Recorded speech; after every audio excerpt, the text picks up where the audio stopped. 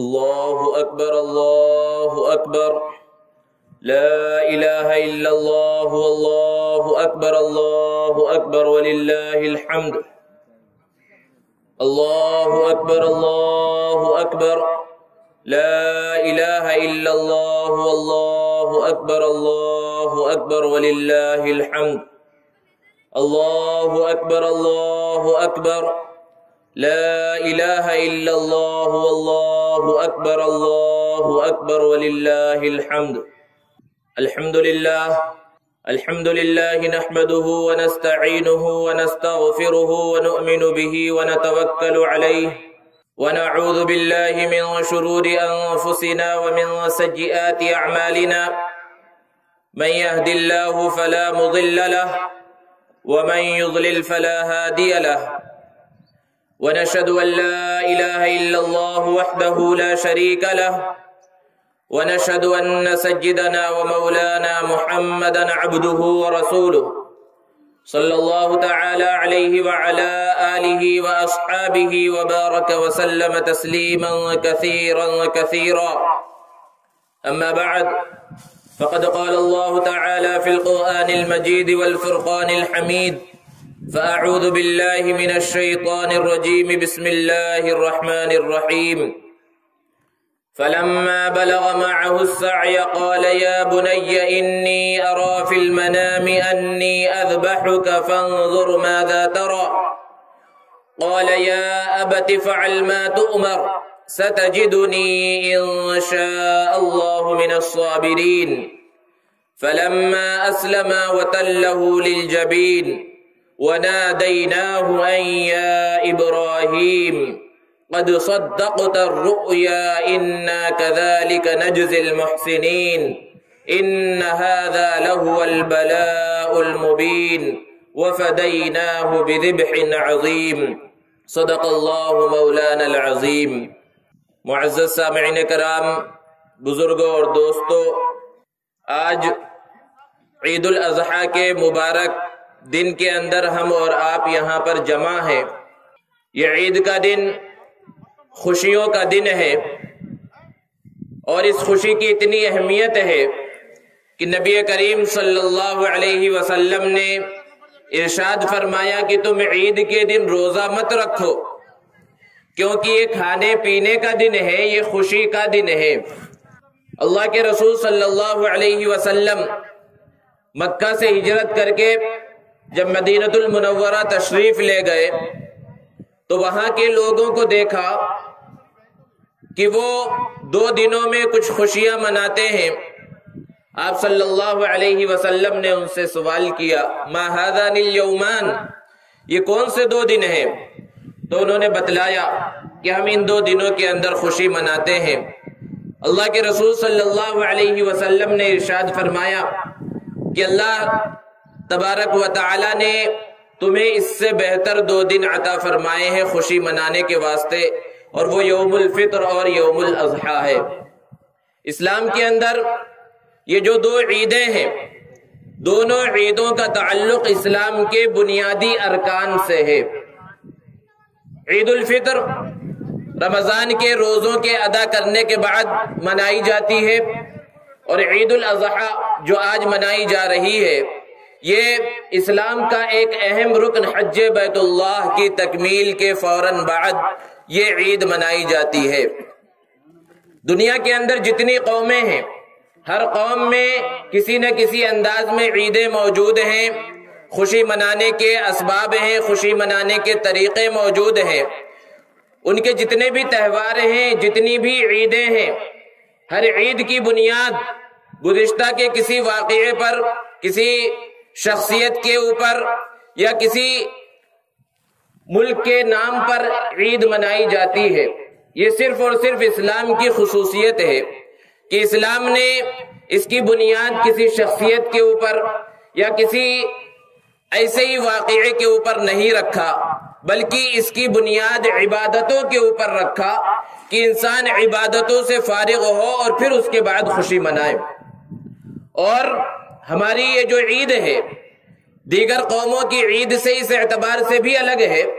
کہ دوسری قوموں میں جب عید آتی ہے تو پھر جو مرضی آئے کر لو، ناچ گانا ہو، ہنسی مذاق ہو، یا جس طرح بھی انسان زندگی گزارنا چاہے گزارے، کوئی پابندی اس کے واسطے نہیں ہے۔ لیکن یہ اسلام کی خصوصیت ہے کہ اسلام نے ہمیں خوشی منانے کا حکم دیا۔ لیکن دیکھیے ابھی ہم صبح صبح گھروں سے نکلے ہیں اور آج کے دن کا یعنی اس خوشی کے دن کا آغاز ہو رہا ہے، وہ بھی عبادت سے اس کا آغاز ہو رہا ہے۔ تو عید کے اندر بھی کچھ حدود ہیں، خوشیاں منانے کے اندر بھی کچھ حدود ہیں جو اسلام نے متعین کیے ہیں، اور ایک مسلمان کو اس پر عمل کرنا چاہیے، اس کا خیال رکھنا چاہیے۔ اگر وہ بھی دیگر قوموں کی طرح عید کے اندر بے مہار بن جائے اور جو مرضی آئے وہ کرنے لگے تو پھر اس کے اندر اور دیگر لوگوں کے اندر کچھ بھی فرق باقی نہیں رہے گا۔ عید الاضحیٰ کی نماز کے بعد جب ہم عیدگاہ سے روانہ ہوں گے، اپنے گھروں پر پہنچیں گے، تو ایک بہت بڑی عبادت کو ہم انجام دیں گے جسے قربانی کہا جاتا ہے۔ اور یہ قربانی حضور اکرم صلی اللہ علیہ وسلم کے جد امجد حضرت ابراہیم علیہ السلام کی یادگار ہے۔ حضرت ابراہیم علیہ السلام کا مقام و مرتبہ انبیاء کرام علیہ السلام میں بہت بلند ہے۔ اللہ رب العزت نے ان کا بہت سخت امتحان لیا ہے۔ اللہ رب العزت کا ایک اصول ہے کہ اللہ تبارک و تعالی جسے بڑا مقام اور مرتبہ عطا فرماتے ہیں اسے سخت ترین آزمائشوں کے اندر مبتلا فرماتے ہیں، ایسے خطرناک امتحانات لیتے ہیں کہ ہم اور آپ اگر اس کا صرف تصور کریں تو ہمارے رونگٹے کھڑے ہو جائیں۔ ان امتحانات کو پورا کرنا تو دور کی بات ہے۔ جس نے بھی شروع زمانے سے لے کر اب تک کی تاریخ اٹھا کر دیکھیے کہ جس نے بھی اللہ کی محبت کا دعویٰ کیا ہے اسے امتحانات سے گزرنا پڑا۔ اللہ رب العزت نے ارشاد فرمایا احسب الناس ان يتركوا ان يقولوا آمنا وهم لا يفتنون، کہ کیا لوگ یہ گمان کرتے ہیں کہ صرف یہ کہہ دینے سے کام چل جائے گا کہ ہم ایمان لے کر آ گئے اور انہیں آزمایا نہیں جائے گا؟ اللہ رب العزت فرما رہے ہیں وَلَقَدْ فَتَنَّ الَّذِينَ مِن قَبْلِهِمْ فَلَيَعْلَمَنَّ اللَّهُ الَّذِينَ صَدَقُوا وَلَيَعْلَمَنَّ الْكَاذِبِينَ، کہ جو پہلے کی قومیں گزری، پہلے کے لوگ گزرے، ان سب کا ہم نے امتحان لیا ہے اور بڑا سخت امتحان لیا ہے۔ اور اس امتحان کا مقصد کیا تھا؟ اللہ رب العزت نے ارشاد فرمایا تاکہ ہم جان لیں کہ کون سچے ہیں اور کون جھوٹے ہیں، کون صرف باتوں کے کھلاڑی ہیں اور کون میدان کے اندر آ کر عمل کرنے والے ہیں، اس بات کو ہم جان لیں۔ اللہ رب العزت نے حضرت ابراہیم علیہ السلام کے بہت سارے امتحانات لیے، بہت سی آزمائشوں کے اندر انہیں مبتلا کیا۔ جب سے وہ شعور کی عمر کو پہنچے ان کے امتحانات کا آغاز ہوا اور سارے امتحانات میں وہ کامیاب ہوتے گئے، اور سب سے بڑا امتحان، سب سے عظیم امتحان وہ امتحان ہے جس کی نسبت سے ہم اور آپ یہاں پر جمع ہیں کہ بڑھاپے کی عمر میں اللہ رب العزت نے ایک فرزند سے نوازا۔ حضرت اسماعیل علیہ السلام جب وہ شعور کی عمر کو پہنچے، حضرت ابراہیم علیہ السلام نے خواب دیکھا کہ میں اپنے بیٹے کو ذبح کر رہا ہوں۔ ایک دن خواب دیکھا، 2 دن خواب دیکھا، پھر تیسرے دن بھی اسی طرح کا خواب دیکھا۔ انبیاء کا جو خواب ہوتا ہے وہ سچا خواب ہوتا ہے۔ حضرت ابراہیم علیہ السلام نے اپنے بیٹے سے کہا یا بنی انی اری فی المنام انی اذبحک، کہ اے میرے پیارے بیٹے میں نے خواب میں دیکھا ہے کہ میں تمہیں ذبح کر رہا ہوں، فانظر ماذا تری، تمہاری کیا رائے ہے؟ حضرت اسماعیل علیہ السلام سے ان کی رائے کو پوچھا۔ حضرت اسماعیل علیہ السلام نے جواب دیا۔ ایک جواب تو یہ ہو سکتا تھا کہ ابا جان آپ کو ذبح کا حکم ہوا ہے، آپ ذبح کر دیجئے، یہ کامل جواب ہوتا، لیکن وہ بیٹا بڑا عظیم بیٹا تھا، اس نے کامل جواب نہیں بلکہ اکمل جواب دیا، یا ابت افعل ما تؤمر، کہ اے ابا جان، یا ابتی جو عربی گرامر کو تھوڑا بھی جانتے ہیں وہ اس لفظ کے اندر کتنا پیار چھپا ہوا ہے، کتنی محبت چھپی ہوئی ہے اس کو جان سکتے ہیں، اور محبت بھی کیسے موقع پر اپنے والد سے محبت کا اظہار ہو رہا ہے۔ جب باپ یہ کہہ رہا ہے کہ اے میرے بیٹے میں تمہیں ذبح کرنے والا ہوں، اگر کہا جائے اے میرے بیٹے میں تمہیں بڑا مقام دینے والا ہوں، تمہیں انعام دینے والا ہوں، تمہیں فلاں جگہ پر بھیجنے والا ہوں، دنیا کی کسی چیز کا وعدہ کیا جائے اور پھر بیٹا جواب میں اے ابا جان اے ابو جی کہے تو بات سمجھ میں آتی ہے، لیکن باپ کہہ رہا ہے اے میرے بیٹے میں تمہیں ذبح کرنے والا ہوں، اس کے جواب میں اتنا پیارا انداز کہ یا ابتی، اے ابا جان آپ کو جو حکم ہوا ذبح کرنا تو دور کی بات ہے، جو حکم آپ کو ملا ہے اس حکم کو پورا کر دیجئے۔ اور پھر ارشاد فرمایا ستجدنی انشاء اللہ من الصابرین، کہ آپ مجھے اگر اللہ نے چاہا تو صبر کرنے والوں میں سے پائیں گے۔ پھر اس حکم کو پورا کرنے کے واسطے حضرت ابراہیم اور حضرت اسماعیل علیہ السلام مینا کے میدان کی طرف چلے، اور وہاں پر شیطان نے بہکانے کی کوشش کی، حضرت ابراہیم علیہ السلام نے اس کو کنکریاں ماری، اور پھر اس کے بعد حضرت اسماعیل علیہ السلام کو قربان کرنے کے واسطے زمین پر لٹایا۔ قرآن کہہ رہا ہے فلما اسلما وتلہ للجبین، کہ جب وہ دونوں جھک گئے، ان دونوں نے اس بات کو پورا کر دیا اور اپنی پیشانی کو جھکا دیا۔ مقصد کیا ہے؟ اسلمہ کا لفظ اللہ رب العزت نے استعمال فرمایا کہ اسلام سے نکلا ہے، اور اسلام کا مطلب ہی کیا ہے کہ جب اللہ کا حکم آ جائے تو اس کے سامنے پھر چوں چرا کرنے کی کوئی گنجائش نہیں ہے، کوئی مقام اور موقع نہیں ہے، بس اللہ کا حکم آ گیا، اس حکم کو پورا کرنا، یہی اسلام ہے۔ حضرت ابراہیم علیہ السلام نے چھری چلائی، چھری چل نہیں رہی ہے، بہت تیز سے چھری چلائی اور پھر چھری چلی، لیکن جب اپنی آنکھوں کی پٹی کو کھول کر حضرت ابراہیم علیہ السلام نے دیکھا تو پھر وہاں پر حضرت اسماعیل علیہ السلام بازو میں بیٹھے ہوئے ہیں، مسکرا رہے ہیں، اور جنت سے لایا گیا ایک دمبا وہاں پر ذبح کیا ہوا پڑا ہوا ہے۔ حضرت ابراہیم علیہ السلام کو اس وقت حکم ہوا اِنَّا كَذَلِكَ نَجْزِي الْمُحْسِنِينَ إِنَّ هَذَا لَهُوَ الْبَلَاءُ الْمُبِينُ، کہ اچھا کام کرنے والوں کو ہم ایسا ہی بدلہ دیتے ہیں، اور یہ بہت بڑا امتحان تھا۔ وَفَدَيْنَاهُ بِذِبْحٍ عَظِيمٍ، اور بڑی ذبح اور بڑی قربانی کی صورت میں ہم نے آپ کو انعام سے سرفراز فرمایا ہے، اور آپ کی یہ یادگار قیامت کی صبح تک باقی رہے گی۔ وَتَرَكْنَا عَلَيْهِ فِي الْآخِرِينَ، یہ بنیاد ہے قربانی کی، جس کو ہم اور آپ یہاں سے جانے کے بعد کرنے والے ہیں۔ اللہ کے رسول صلی اللہ علیہ وسلم سے صحابہ نے پوچھا ما هذه الأضاحي یا رسول اللہ، کہ اللہ کے رسول یہ قربانی کیا ہے؟ آپ صلی اللہ علیہ وسلم نے ارشاد فرمایا سنت ابیکم ابراہیم علیہ السلام، کہ تمہارے باپ حضرت ابراہیم علیہ السلام کی سنت ہے۔ پھر صحابہ نے پوچھا فما لنا فیہا یا رسول اللہ کے رسول ہمیں اس میں کیا ملے گا؟ آپ صلی اللہ علیہ وسلم نے ارشاد فرمایا بکل شعرۃ حسنہ، کہ ہر بال کے بدلے میں تمہیں ایک نیکی دی جائے گی۔ پھر صحابہ نے پوچھا اللہ کے رسول بہت سے جانور ایسے ہوتے ہیں جن کے بدن پر بال نہیں ہوتے، روئے ہوتے ہیں، فصوف، تو روئے کا کیا معاملہ ہے؟ آپ صلی اللہ علیہ وسلم نے ارشاد فرمایا بکل شعرۃ من الصوف حسنہ۔ معزز حاضرین، قربانی یہ ہر مسلمان پر جو صاحب نصاب ہے اس کے اوپر واجب ہے کہ جس کے پاس بھی 52.5 تولہ چاندی کی بقدر مالیت موجود ہے، کسی بھی شکل میں، سونا چاندی کی شکل میں موجود ہو یا مال تجارت کی شکل میں، یا اس کی اصلی ضرورت سے زائد گھر میں ایسا سامان موجود ہے جو 52.5 تولہ چاندی کی مقدار کو پہنچ رہا ہے، تو اس کے اوپر اپنی طرف سے قربانی کرنا واجب ہے۔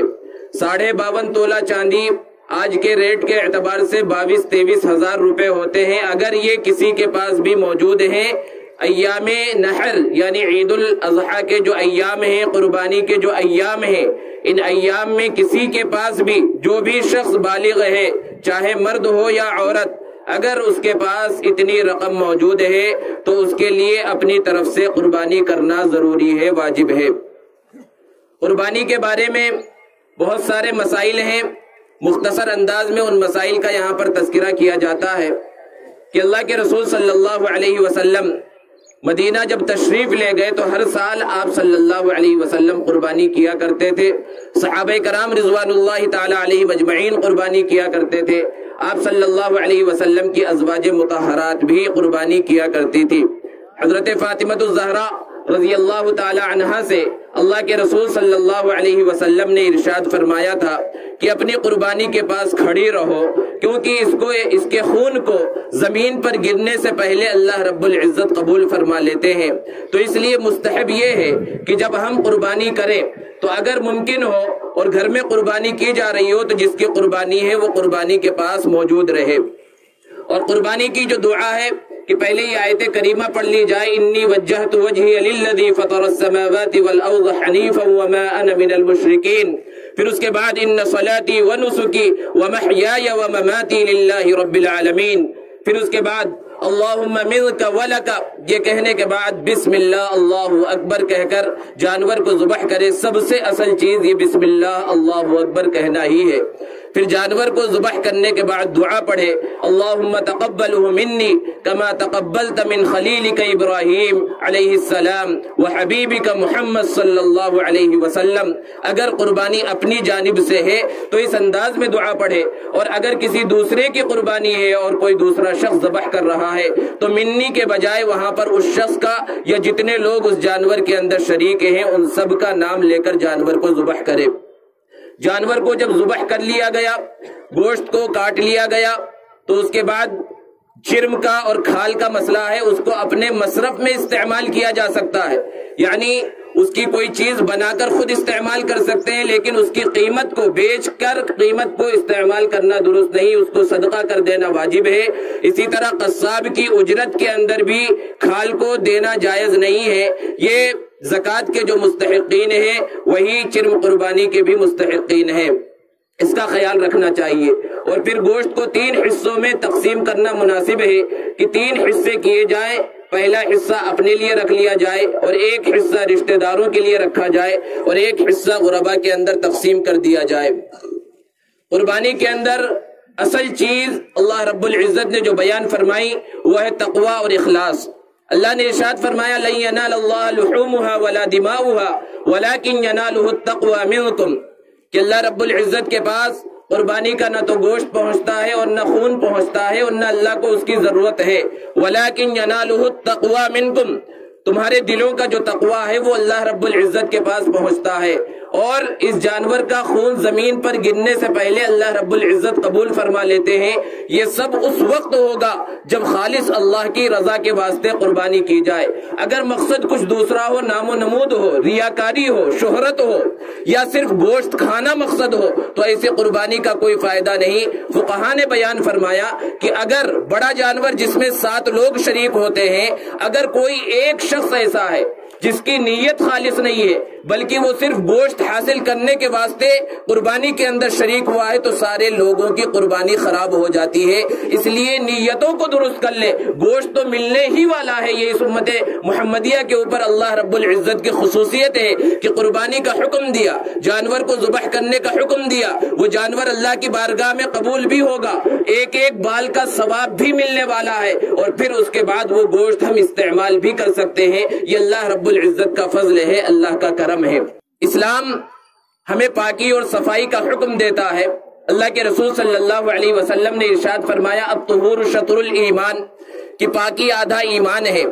اور اسی طرح اللہ کے رسول صلی اللہ علیہ وسلم نے کسی کو بھی چاہے وہ مسلمان ہو یا غیر مسلم ہو تکلیف پہنچانے سے بھی منع فرمایا ہے۔ اس لیے ان 3 دنوں کے اندر خاص طور پر ہماری ذمہ داری ہے کہ اپنے گھروں کے آس پاس اور اپنے محلوں کو صاف ستھرا رکھے۔ جانوروں کو جب ہم ذبح کریں تو اس کا خون یوں ہی روڈ پر نہ پھینک دے، اور اسی طرح جو گندگی اور آلائش وغیرہ ہے اس کو بھی انتظامیہ کی طرف سے جہاں پر پھینکنے کے لیے کہا گیا ہے اور جس انداز میں اس کو ٹھکانے لگایا جا سکتا ہے اس پر پابندی کے ساتھ عمل کیا جائے۔ روڈ پر یا روڈ کے کنارے یا عام مقامات پر جس سے کسی بھی شخص کو تکلیف پہنچے اس سے بچنا چاہیے، کیونکہ قربانی صرف جانور کو قربان کر دینے کا نام نہیں ہے۔ قربانی تو یہ ہے کہ اللہ رب العزت کے حکم کے سامنے اپنا سب کچھ قربان کر دیا جائے۔ جو احکام ہمیں ملے ہیں،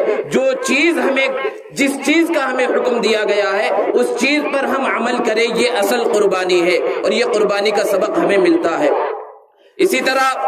قربانی کے اوپر بہت سارے لوگ مختلف انداز میں اور مختلف اوقات میں اعتراضات بھی کرتے ہیں،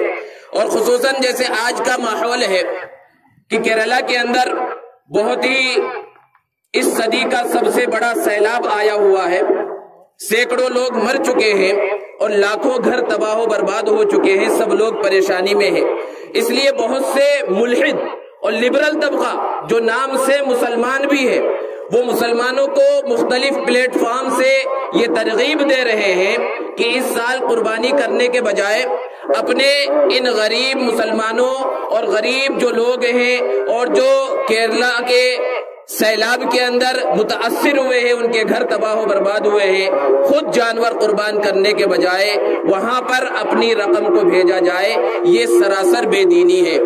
کیونکہ اللہ کے رسول صلی اللہ علیہ وسلم نے ارشاد فرمایا، ایام قربانی میں اللہ رب العزت کو جانور کے خون بہائے جانے سے زیادہ کوئی اور عمل پسندیدہ نہیں ہے۔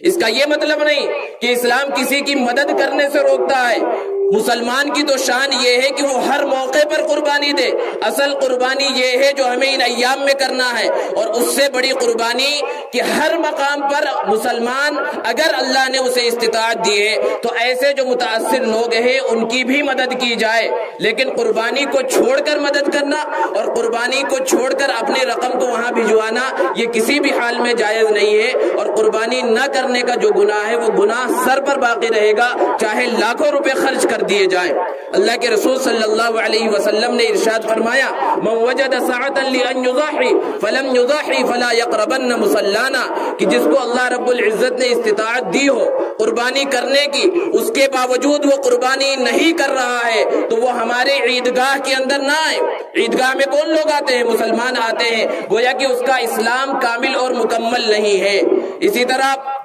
غلط فہمی یہ بھی پھیلائی جاتی ہے کہ قربانی یہ جانوروں کے اوپر ظلم ہے، اس کی تفصیل کا موقع نہیں ہے کہ جانوروں کے اوپر یہ کوئی ظلم نہیں ہے، بلکہ اللہ رب العزت نے یہ نظام بنایا ہے کہ ایک چیز دوسری چیز کے لیے قربان ہو جاتی ہے۔ اسی طرح بہت سے لوگ یہ کہتے ہیں کہ اس قربانی کے اندر صرف 3 دنوں میں دنیا بھر کے اندر اربوں روپے خرچ ہو جاتے ہیں، اگر یہ مسلمانوں کی فلاح و بہبود پر لگا دیے جائیں، کالج اور یونیورسٹیاں بنائی جائیں اور ہاسپٹل بنا دیے جائیں تو اس سے بہت بڑا فائدہ ہوگا۔ اس طرح کی فضول خرچی کیوں کر رہے ہیں؟ ہمارے بہت سارے نوجوان ہیں لاکھوں روپے کا موبائل لیتے ہیں، کوئی 1 لاکھ روپے کا آئی فون لیا اور کسی لبرل کے پاس گیا کہ دیکھو میں نے اتنا بڑا موبائل لیا ہے، تو وہ اس کی شاباشی دیتا ہے، تعریف کرتا ہے کہ تم وقت کے ساتھ چل رہے ہو، زمانے کے ساتھ چل رہے ہو، ٹرینڈ کے ساتھ چل رہے ہو۔ لیکن وہی نوجوان اس لبرل سے اور ملحد سے یہ کہے میں نے 10,000 کا بکرا خریدا ہے، تو وہ اوٹنا شروع کر دے گا، ارے تم نے فضول خرچی کر دی، خامخواہ اتنا پیسہ بہا دیا۔ تو یہ دو رنگی چھوڑ دینا ہے، اصل چیز یہ اسلام کے اوپر اعتراض ہے، اس لیے ہمارے نوجوانوں کو اور مسلمانوں کو اس چیز کو اچھی طرح سے سمجھنے کی ضرورت ہے، اور قربانی کو صحیح انداز میں اللہ رب العزت کو راضی کرنے کی خاطر کرنا ہے، اور قربانی کے ساتھ ساتھ ہم سے جتنا ہو سکے جہاں پر ہو سکے جو غریب ہیں نادار ہیں ان کی مدد بھی کرنا ہے۔ اور ان ایام میں اللہ رب العزت کو راضی کس طرح کرنا ہے مختلف انداز میں بات آ چکی ہے کہ خاص طور پر